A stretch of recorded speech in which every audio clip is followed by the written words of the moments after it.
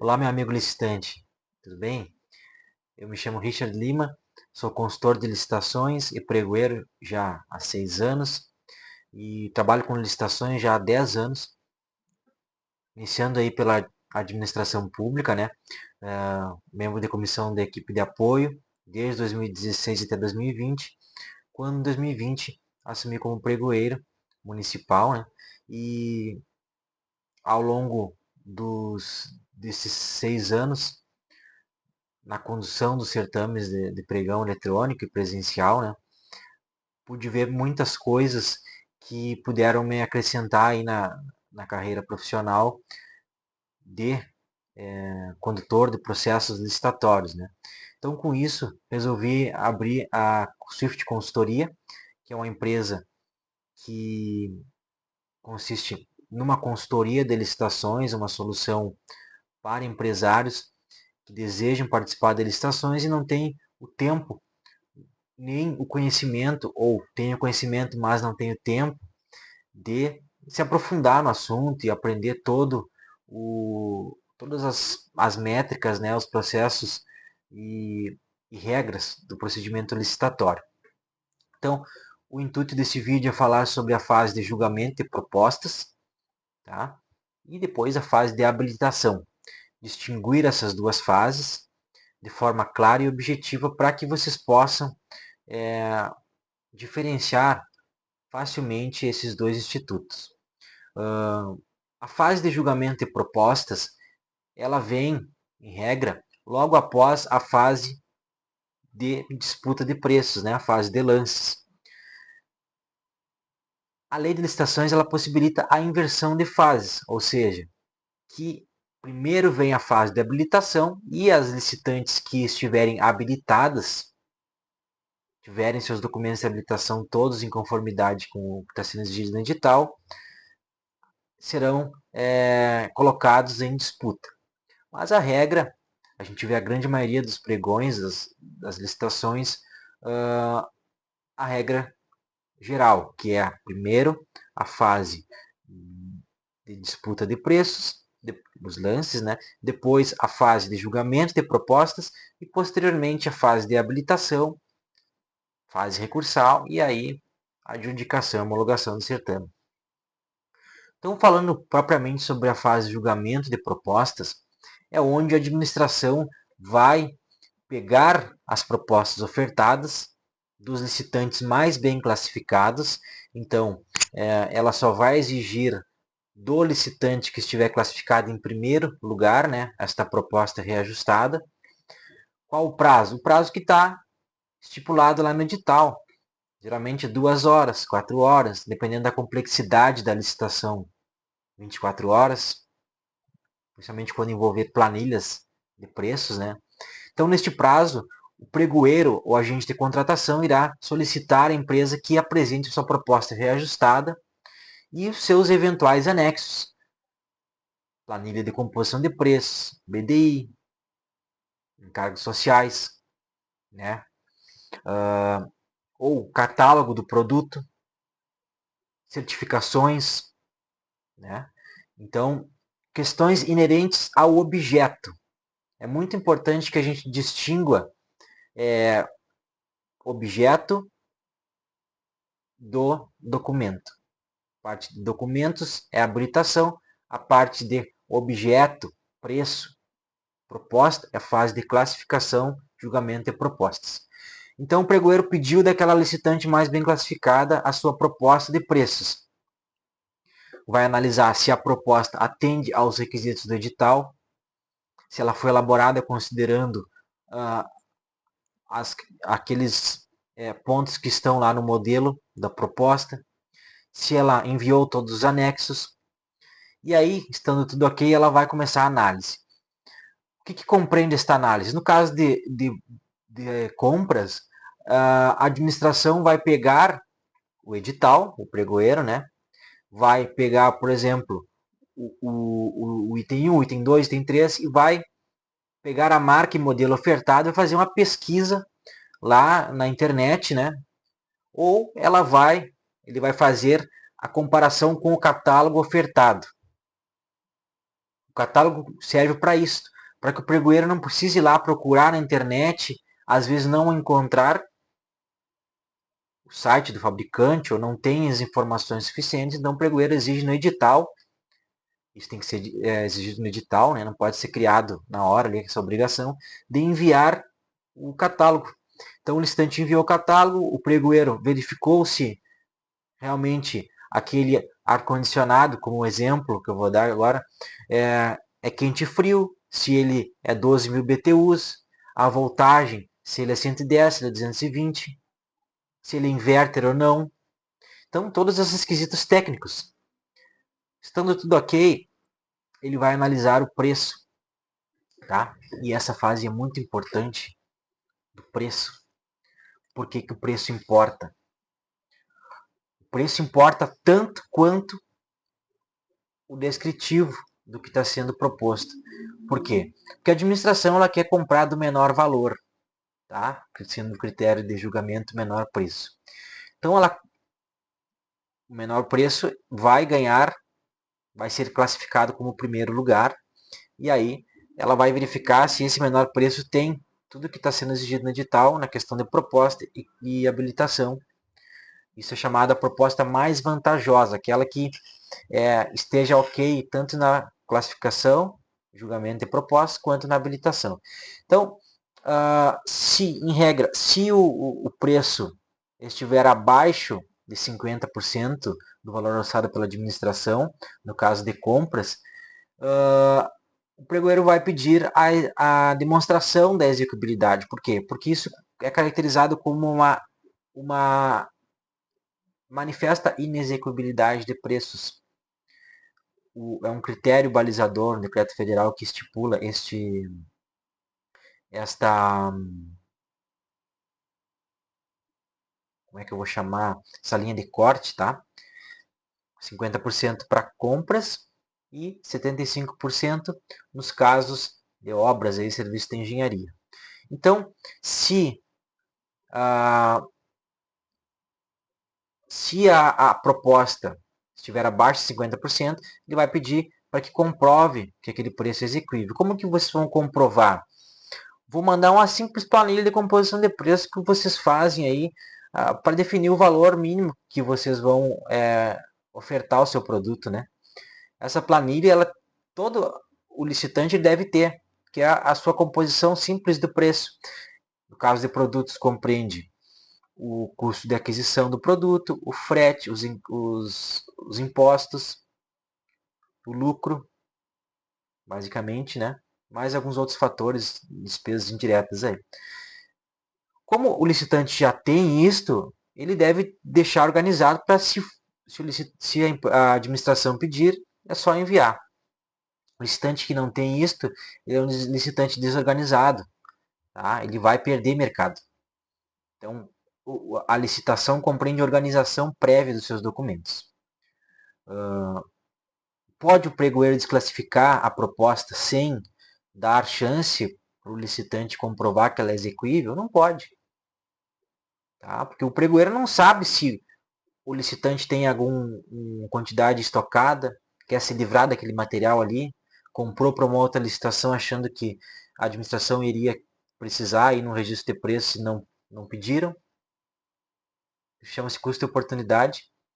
Tá? Então, ou se ele vai vender ali com margem muito baixa somente para pegar um atestado, isso são práticas de mercado. O pregoeiro ele não vai poder desclassificar a proposta sem dar chance para que a empresa possa comprovar, explicar, né? Mesmo se ela trabalhar com a margem de lucro muito reduzida ou sem lucro até, né? Algum desses casos que eu expliquei. Então, a parte da execuibilidade, tanto na execuibilidade quanto no questão de descritivo do produto, podem ser abertas diligências. Tá? O pregoeiro só vai poder desclassificar a proposta depois que ele proporcionou que a empresa demonstrasse a execuibilidade. Se não demonstrou, aí ele desclassifica. Ou se tem algum vício na proposta que seja estrutural, que seja referente ao seu conteúdo e não um vício que pode ser sanado, uma correção, a mera correção. entendeu? Então, essa análise ela deve ser feita com muito critério para o pregoeiro, para não cometer nenhum erro, né? A gente sabe que o agente público ele não pode errar, tá? O licitante acontece de errar e vai perder uma oportunidade, mas o agente público ele não pode errar porque ele está trabalhando aí com o interesse público, com os recursos públicos e conduzindo um certame no qual se exige dele, se subentende a boa-fé e o domínio do que ele está fazendo. Então o pregoeiro ele deve ser conhecedor de todas as regras, de toda a lei, da jurisprudência, da doutrina. O pregoeiro ele não pode ser um mero agente público que foi colocado ali para ocupar um cargo. Ele é responsável por definir se a administração vai contratar ou não aquela empresa, baseado em critérios objetivos. Legal, né? Também temos a fase de habilitação. A fase de habilitação, ela é posterior, né, na regra geral, à fase de julgamento das propostas. A proposta que foi julgada, vendo se meu microfone está ligado, a proposta que foi julgada classificada, ela será analisada os documentos de habilitação. O edital pode pedir os documentos de habilitação junto com a proposta? Pode. O que o edital não pode pedir, que eu vejo aí em editais aí ao longo do Brasil, que a empresa mande os seus documentos de habilitação já no cadastramento da proposta antes da disputa. Isso caiu com a Lei 8666. Apesar de que eu achar isso muito mais interessante para o licitante e para o condutor do processo, porque o licitante que vai participar da licitação já deve ter seus documentos prontos. Por eu achar isso, e não sou eu que acho, é eu e mais um monte de gente que trabalha com licitação, que é mais correto enviar antes, né? Por quê? Porque quando tu for convocado, tu já vai ter enviado os documentos. Tu não vai te preocupar com isso. Mas o legislador quis assim, a gente tem que entender. Os editais não podem exigir que o licitante envie documentos de habilitação junto com a proposta, porque a lei lá diz que será exigido somente do vencedor os documentos de habilitação. Tá. Então, superada essa questão dos documentos de habilitação antes da disputa, a fase de habilitação é a fase em que o pregoeiro vai pegar o edital ou o termo de referência e verificar o que está sendo exigido de documentação de habilitação. Contrato social, CCMEI, ato constitutivo, né? Um ou outro, né? Dependendo do tipo da empresa. O cartão CNPJ, certidões fiscais negativa, municipal, estadual, federal conjunta, trabalhista, certificado de regularidade do fornecedor com FGTS, negativo de falência, balanço patrimonial, atestado de capacidade técnica, registro no órgão competente. Todos esses documentos estão lá na lei de licitações, que são os documentos de habilitação, e eles serão exigidos conforme o objeto.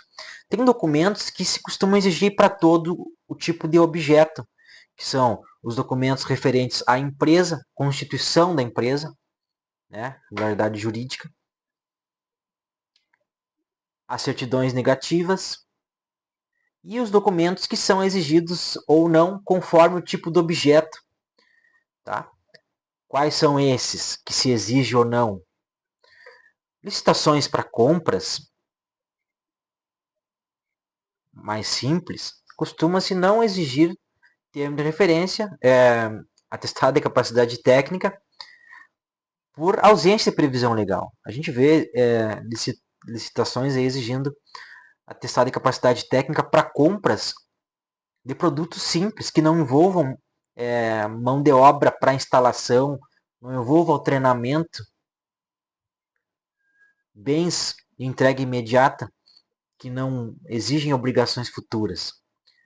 Isso não é é previsão legal no artigo 67 para se exigir. Abram o artigo 67 da Lei 14.833 e vejam lá se fala em compras.